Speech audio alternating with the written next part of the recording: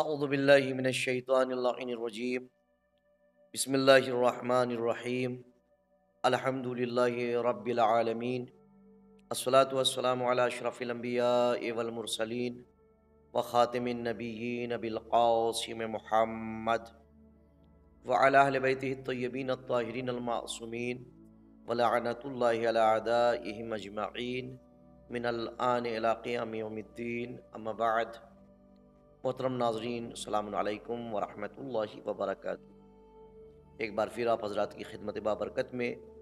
حقوق اولاد اور ارشادات معصومین علیہ السلام لے کر حاضر ہوا ہوں۔ اس میں مسلسل الگ الگ موضوعات پر گفتگو کر رہا ہوں، اولاد کے حقوق کے حوالے سے، تربیت کے حوالے سے، نام رکھنے کے حوالے سے، تمام چیزوں کے حوالے سے، جو کہ بہت ہی اہم ہے اور بہت ضروری ہے بچوں کو بہتر بنانے کے لیے، بچے کے مستقبل کو بہتر کرنے کے لیے، اس کو سنوارنے کے لیے۔ ہماری جو گفتگو ابھی تک ہوئی ہے، ہم نے 39 ایپیسوڈز اپلوڈ کیے ہیں اس موضوع کے تحت، اور ابھی انشاءاللہ دیکھتے ہیں کہ پروردگار عالم کی مدد سے اور کتنے ایپیسوڈ ہم آپ تک اپلوڈ کر سکتے ہیں۔ کوشش ہے کہ اللہ کی مدد سے ہم زیادہ سے زیادہ علوم آل محمد آپ تک پہنچائیں۔ آج جو میں گفتگو کرنا چاہ رہا ہوں وہ ہے بچوں کی بدنی تنبیہ، یعنی سزا دینے کے حوالے سے۔ یہ بھی ایک بہت اہم اور حساس مسئلہ ہے جس کی طرف متوجہ ہونے کی ضرورت ہے۔ تربیت کے اہم اور پیچیدہ مسائل میں سے ایک مسئلہ جس میں اکثر ماں باپ مبتلا تردید ہوتے ہیں کہ کیا کریں اور کیا نہ کریں۔ بہت سے ماں باپ ایسے ہیں جو سوچا کرتے کریں کیا نہ کریں، یعنی بچوں کے غلط کاموں، یعنی غلطیوں سے کیسے نپٹا جائے، انہیں کیسے سلجھایا جائے۔ یہ مسئلہ اس قدر پیچیدہ ہے کہ والدین زیادہ تر اوقات حیران رہتے ہیں کہ وہ اپنے بچوں کی غلطی اور سرکشی کے مقابل کس قسم کی ہدایت کریں اور انہیں کیسے روکیں۔ وہ اسی کشمکش میں رہتے ہیں اور وقت ہاتھ سے نکل جاتا ہے۔ لیکن اگر اس کشمکش کے عالم میں ارشادات اہل بیت اطہار علیہ السلام کی طرف ہم توجہ کریں اور رجوع کریں تو یقیناً ہمیں اس کا بھی حل مل سکتا ہے۔ اگر وہ اپنے بچوں کے برے اور ناپسندیدہ کاموں کے مقابلے میں خاموش رہیں اور کچھ نہ کہیں تو بچے اپنی غلطیوں میں جسارت کرنے لگیں گے، بلکہ ان کے ان غلط کاموں میں اور اضافہ ہو جائے گا۔ اور اس کے برعکس اگر والدین بچوں کی غلطیوں اور برے کاموں پر ماریں اور سزا دیں تو مزید بہت سی مشکلات پیدا ہو جائیں گی۔ لہٰذا کون سا ایسا راستہ نکالا جائے، یا آخر معصومین علیہ السلام نے مارنے کے لیے منع کیا ہے تو کس کس مقام پر منع کیا ہے، اور اگر سزا دینے کی اجازت دی ہے تو کس حد تک اجازت دی ہے، اور معصومین علیہ السلام نے کیا بیان کیا اس کے حوالے سے۔ چونکہ عزیزان محترم، معصومین علیہ السلام نے زندگی کا کوئی ایسا شعبہ نہیں ہے، شعبہ حیات کچھ ایسا چھوڑا ہی نہیں ہے کہ جس کے بارے میں آپ نے کچھ بیان نہ کیا ہو۔ چونکہ یہ بھی قرآن ہے اور وہ بھی قرآن صامت ہے، قرآن ناطق ہے۔ جس طریقے سے اللہ نے قرآن مجید کے لیے کہا کہ ہر خشک و تر موجود ہے، اسی طریقے سے اہل بیت اطہار علیہ السلام کی زندگی میں ہر خشک و تر موجود ہے، ہر چیز کا راہ حل موجود ہے، ہر چیز کا جواب موجود ہے، ہر چیز کے مسئلے کا حل وہاں پہ موجود ہے۔ بس ہمیں ضرورت ہے کہ ہم ان کی زندگی کو دیکھیں اور ان کے ارشادات کو دیکھیں۔ بچوں کی تنبیہ بدنی، یعنی مارنے اور سزا دینے سے منع کرنے کے جو موارد ہیں، سب سے پہلے میں وہ آپ کے سامنے بیان کر دوں۔ روایات میں بہت سے مقامات پر اشارہ ہوا ہے کہ بچوں کو ان مواقع پر مارنا پیٹنا نہیں چاہیے، لیکن ان مواقع کا ذکر کرنے کا مطلب یہ نہیں ہے کہ ان کے علاوہ دوسرے تمام موقع پر بچوں کو بلا روک ٹوک مارنا جائز اور درست ہے، ایسا بھی نہیں ہے۔ ہر چیز کی ایک لمٹ بتائی ہے معصومین علیہ السلام، بلکہ بطور کلی یہ کہنا چاہیے کہ اسلام کی پہلی بنیادی اور عمومی اصل جو تربیت و اصلاح کا عظیم نقش رکھتی ہے، یہی ہے کہ اچھے کاموں سے متعلق تشویق دینا، تحریک اور اشتیاق انگیز تشویق ہونا چاہیے۔ پہلی چیز جو ابھی تک ہم گفتگو کر رہے تھے بچوں کو تشویق دلانے کے حوالے سے، اور خاص مواقع کے علاوہ بچے کو مارنا اور تنبیہ کرنا زیادہ تر منفی اثر رکھتا ہے، زیادہ تر مارنا منفی اثر رکھتا ہے، اس سے پازیٹیو چیزیں نہیں آئیں گی، نگیٹو چیزیں آئیں گی، اور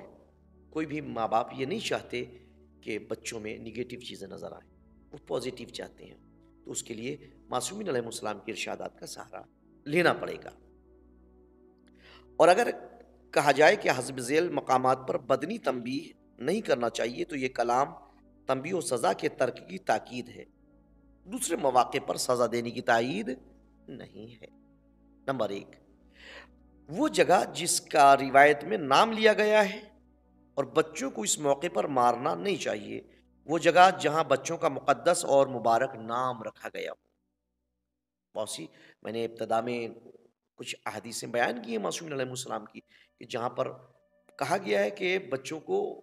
نہ مارا جائے، بالخصوص ایسے بچوں کے جن کے نام مقدس ناموں میں سے ہیں، تو ان کو نازیبا کلمات نہ کہے جائیں، اور ان کے چہرے پہ نہ مارا جائے، اور بہت ساری چیزیں جو بیان کی گئی ہیں۔ میں اس سے قبل کی جو بہت پہلے کی ابتدائی ہمارے ایپیسوڈس ہیں، اس میں اگر آپ سننا چاہیں تو یقیناً آپ کو وہ چیزیں مل جائیں گی۔ عزیزان محترم، اہل بیت رسالت نے اس کی بہت زیادہ تاکید فرمائی ہے کہ رسول خدا جناب فاطمہ زہرا اور ائمہ معصومین کے ہم نام ہونے والے بچوں کو نہ ستایا جائے۔ نمبر 2، پیغمبر اسلام نے فرمایا ہے کہ اپنے کمسن بچوں کو وضو اور نماز کے لیے زبان سے عادی بناؤ، اور جب وہ 10 سال کے ہو جائیں تو انہیں نماز میں سستی کرنے اور غفلت برتنے پر مارو، یعنی دونوں چیزیں۔ 10 سال کی عمر تک منع کیا ہے کہ آپ نماز کے لیے بھی نہیں مار سکتے ہیں، آپ زبانی طور پر تنبیہ کریے، زبانی طور پر اس کو نماز سکھائیے، زبانی طور پر اس کو آپ وضو سکھائیے، لیکن آپ ماریے نہیں۔ ہاں، اگر 10 سال کے بعد وہ نماز میں سستی کرتا ہے تب آپ کو اجازت دی ہے، لیکن اس کی بھی ایک لمٹ ہے جو آئندہ بیان کروں گا، کہ اس کو ہم سزا دے سکتے ہیں تاکہ وہ نماز کی سستی کو ختم کر سکے۔ عزیزان محترم، اس کے لیے کیا ہے؟ لیکن 3 تماچے سے زیادہ نہ مارو، یہ پیغمبر نے فرمایا ہے۔ 3 تماچے سے زیادہ تب بھی نہیں مارنا ہے۔ اس روایت سے معلوم ہوا کہ 10 سال سے پہلے بچے کو نماز کے لیے تیار کرنے کے لیے مارنا جائز نہیں ہے، البتہ وہ سن جو اس مقصد کے لیے معین ہے روایات میں مختلف طرح سے ذکر ہوا ہے، بعض میں 7، 8، 9 اور 13 سال ہے۔ اس بنا پر احتیاط کا تقاضا یہ ہے کہ اسے لازم رکھا جائے کہ جو معصومین نے کہا ہے اس پر عمل کیا جائے، اور جہاں تک ممکن ہو مارنے سے پرہیز کیا جائے اور دوسرے مناسب طریقوں سے مدد لی جائے۔ عزیزان محترم، اب انحراف سے روکنے کے لیے بچوں کو مارنا کیا یہ جائز ہے؟ حضرت امام جعفر صادق علیہ السلام سے ایسے بچے کے بارے میں جو جوانی کے مرحلے میں پہنچ گیا اور اس نے مسیحیت کو اختیار کر لیا، یعنی اس کے ماں باپ مسلمان ہیں اور وہ مسیحی ہو گیا، عیسائی ہو گیا، حالانکہ اس کے ماں باپ دونوں یا ان میں سے ایک مسلمان ہیں۔ پوچھا گیا تو امام علیہ السلام نے اس کے بارے میں جواب دیا کہ جو جوان کو اس کے حال پر آزاد نہ چھوڑ دیا جائے، بلکہ اسلام لانے کے لیے اسے سزائے بدنی دینا چاہیے، یعنی اسے مارا بھی جا سکتا ہے، یہ والدین کی ذمہ داری ہے تاکہ وہ اسلام کی طرف پلٹ آئے۔ عزیزان محترم، یہ چھٹے امام کی حدیث ہے، لیکن طریقہ بتایا ہے اس کا۔ رسول خدا نے حضرت امیر المومنین سے اپنی بعض وصیت میں فرمایا ہے کہ تربیت کے لیے بچے کو 3 دفعہ یعنی 3 تماچے 3 ضرب سے زیادہ نہ مارا جائے۔ ان روایات سے معلوم ہوا کہ صرف خاص مواقع پر جو بچے کے لیے سیرت ساز ہو